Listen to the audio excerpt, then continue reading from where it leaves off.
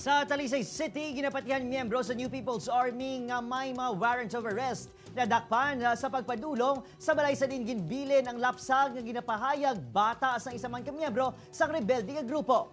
Yaring balita nga itong gintutukan.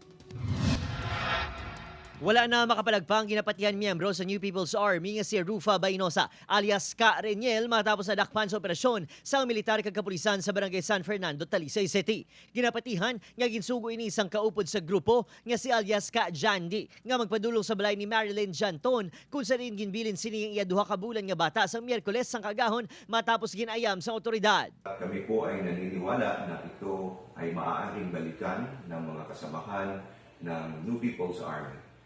At hindi nga kami nagkamali. Nahibaluan nga si Bainosa ang may tatlo ka warrant of arrest sa kaso nga murder kag frustrated murder. Isa ini sa 21 ka mga armado nga NPA nga ginatudlo sa likod sang pangpang-ambush sa barangay Salamangka, Tuboso sang July 2009 nga ningin kausa sang kamatayon sang tatlo ka sibilyan. Na nakilala na si Rufa Bainosa ay bumalik nga doon sa bahay at hinahanap at gustong makustudiya itong dalawang buwang gulang. Makabig nga high-profile inmate si Bainosa, gani hugot nga seguridad ang ginapatuman sa kapulisan. Ang aton nga mga intelligence operative naton kag mga barangay information network nakakalat na sila subong sagwa sa stations naton pakadto sa mga areas alin sa pasaka sa babaw, every barangay in-alert naton. Nagpamalibad nga magatubang sa kamera si Bainosa.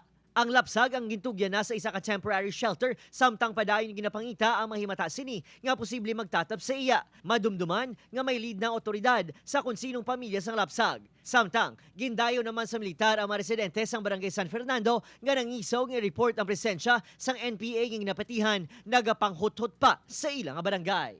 Ubod kini Casillo, Adrian Prietos, 1 Western Visayas.